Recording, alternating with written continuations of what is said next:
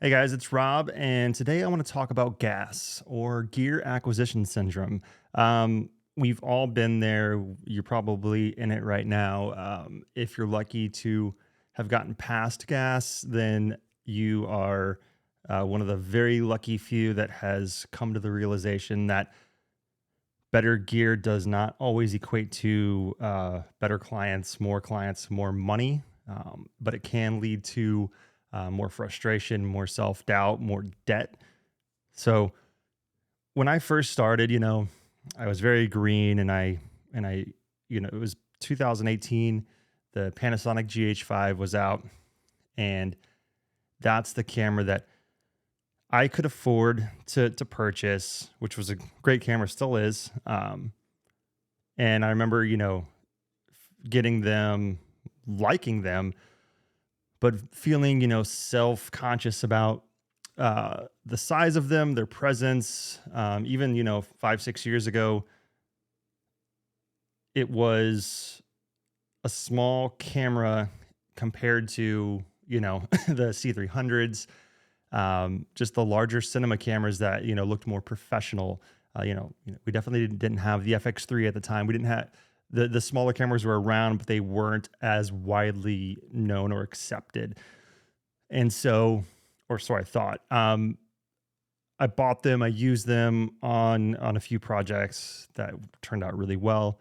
And I was like, man, clients aren't going to take me seriously. I can't charge more money until I get a bigger rig. And so I went out and bought two C100 Mark IIs. And so I went from a 4K camera to a 1080 camera. Um, but, I was like, well, the perception will be, you know, better because it's bigger. And I used that. And then I, did a few shoots and it was great. But then I was like, I need, nobody's going to respect me if I have the older C100 Mark II. I need to have the C200 at least, even though the C300, was out there.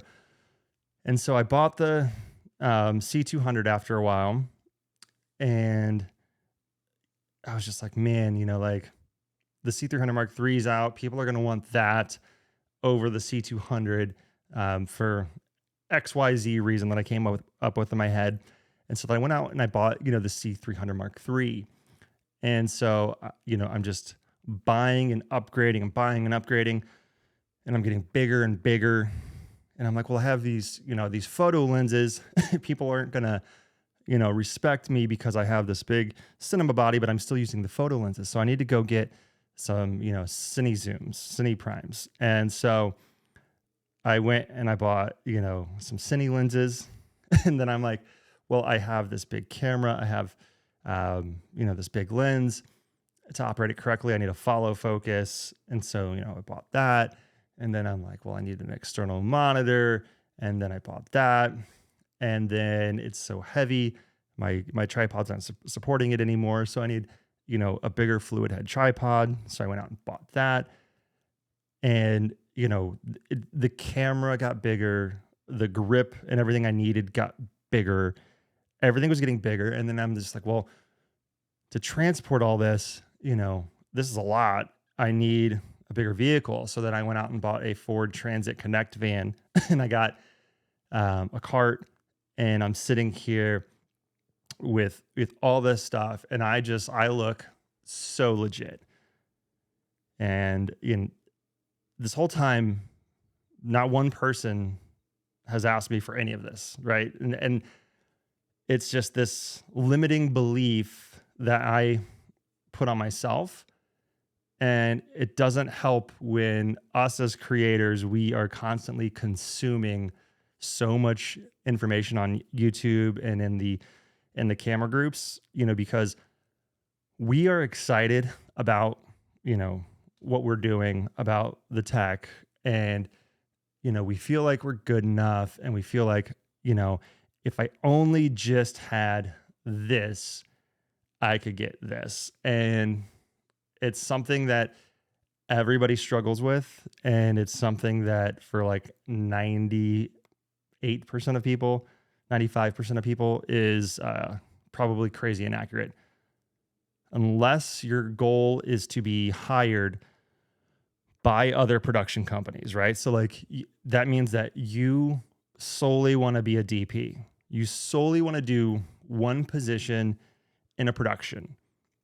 Unless that is your goal, then it's all a waste of time, because production companies are the only people who will actually care or request a specific camera, a specific, lens, or whatever it is.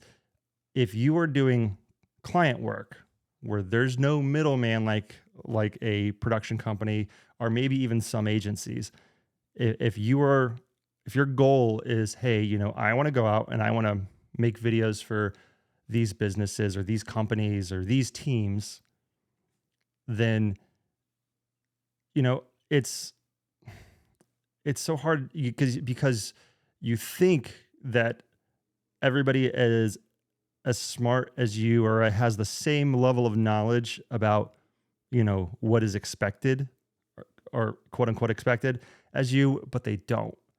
And I can't tell you how many times I have shown up somewhere and they have no clue like what is supposed to be there or not.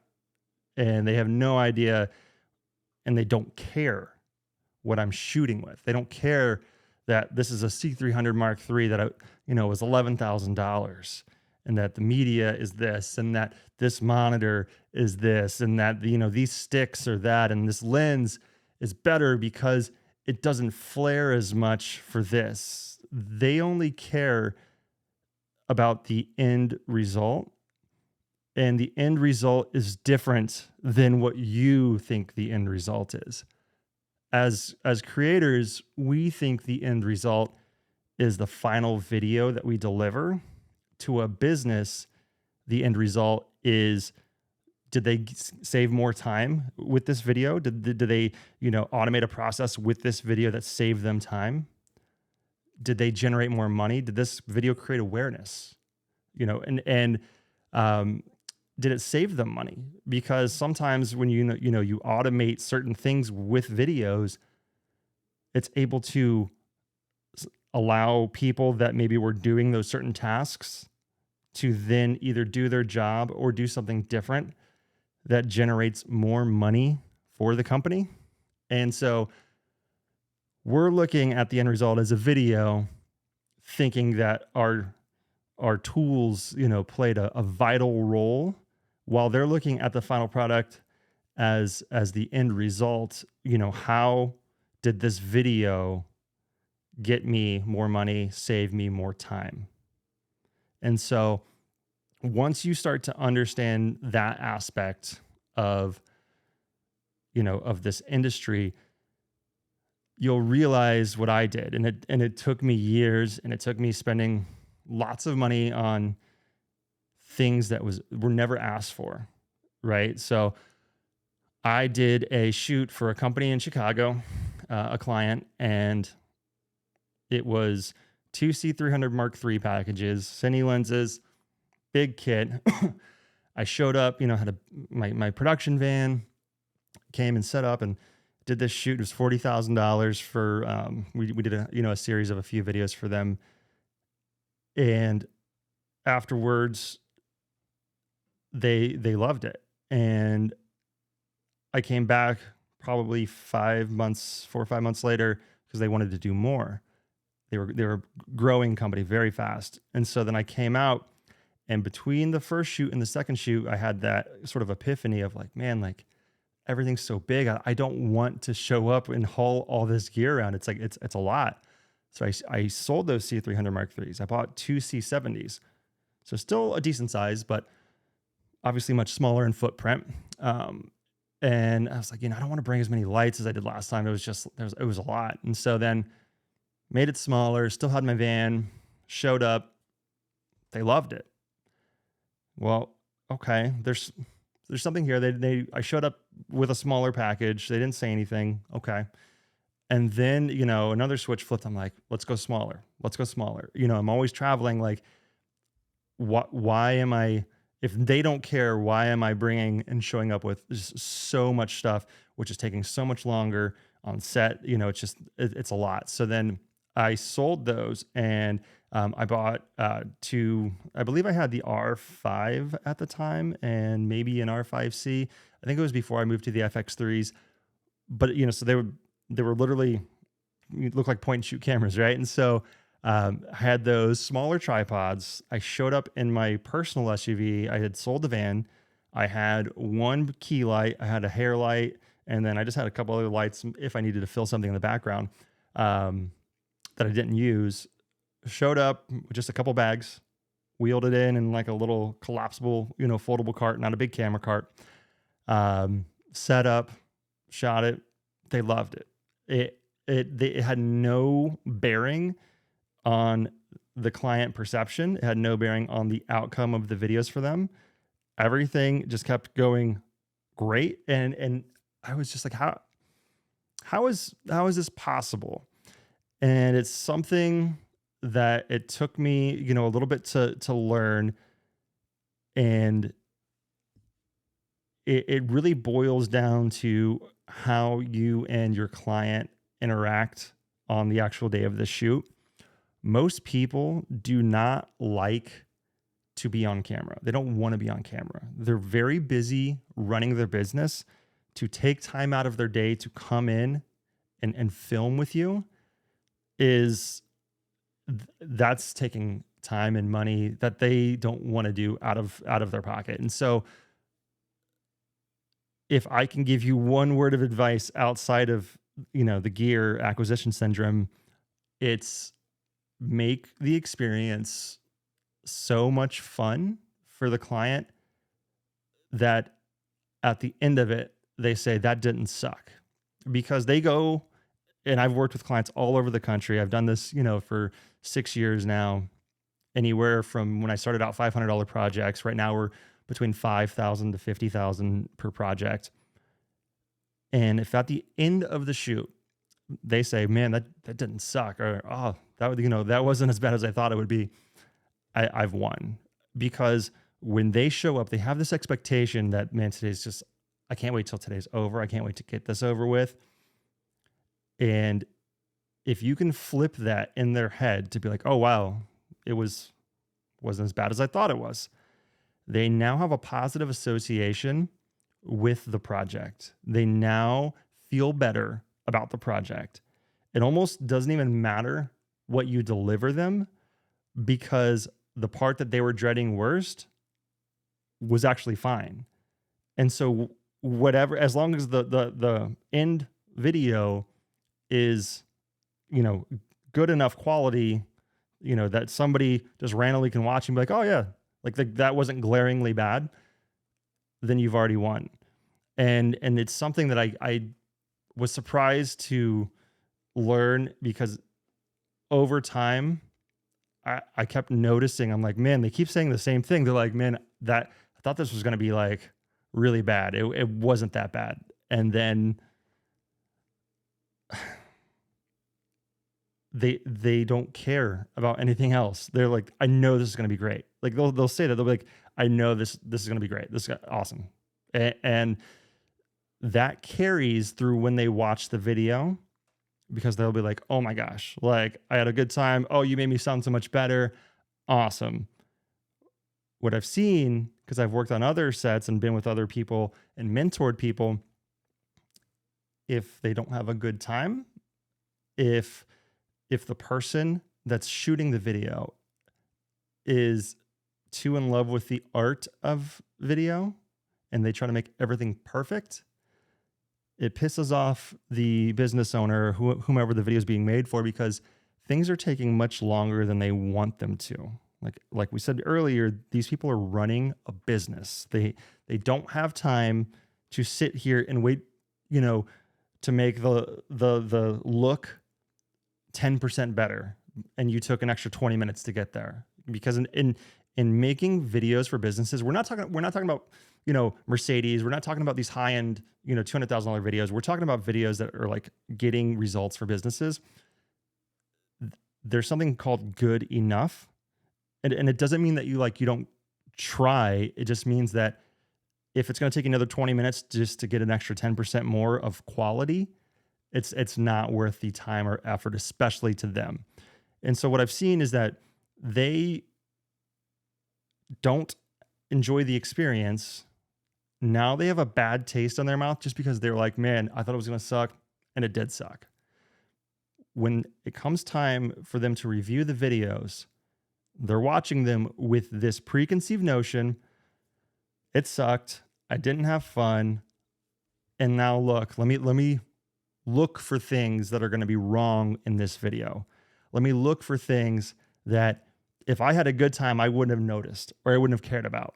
But now, because I have this sort of just negative connotation that's just subconsciously there, I'm going to pick things out. I'm going to pick things apart. I'm going to start pointing out things that I just feel like I need to point out because, I paid a lot of money for this. I didn't have a good time, and, or they thank you and you never see them again, because the quickest way to never shoot a video for that client again is for them to not enjoy the overall experience. And whether that's on the shoot day, whether that's in your interactions leading up to the shoot, after the shoot, sometimes clients have this thing where they will ask for something that's maybe not in the scope, or just a revision that, man, I said 2 revisions. After the end, somebody else, from a different department saw it and said, hey, can we correct this? And maybe it took me an extra 30 minutes of my time to make that correction. And then instead of me just wanting to sort of nurture that relationship and be like, hey, typically we charge, for this, but it was easy enough, I'm not going to charge you. If I'm like, we're billing you for that extra, 30 minutes or hour minimum, you start to take your business from being, a viable option of let's do this again in the future, to that wasn't good communication. I felt like I was nickel and dimed. The process just wasn't enjoyable. And people will wonder why, like, hey, why did I make a great video, but they don't want to do video again, or I didn't get called back, or they hired another company. And it's typically because of the process and not what gear you owned to make the product.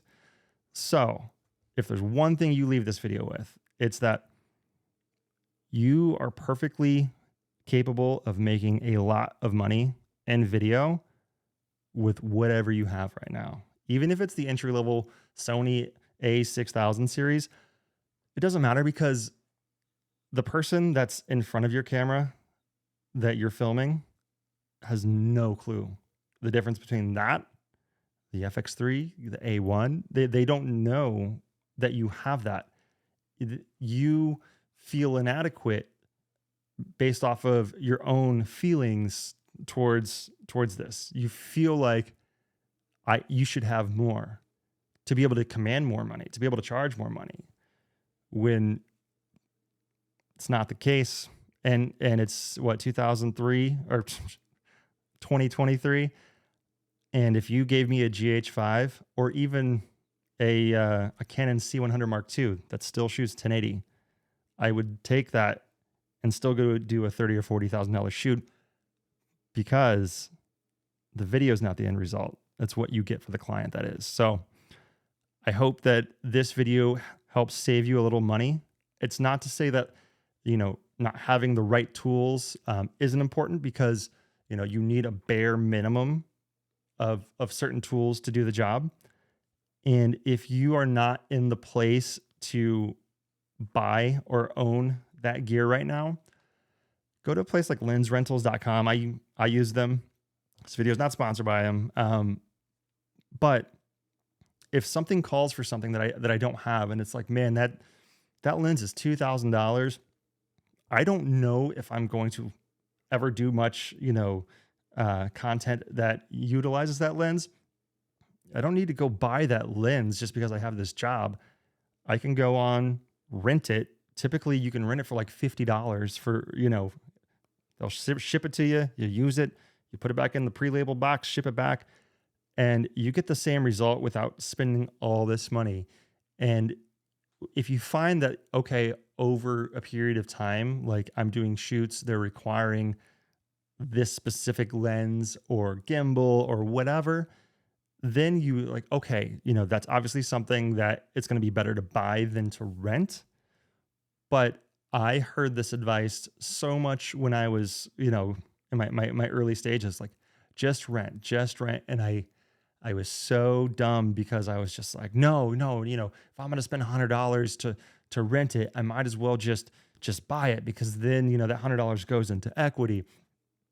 And then I buy the thing, it gets here, I use it for that shoot, and then it just sits there, and it just sits there, and it sits there, and it's not making me any money.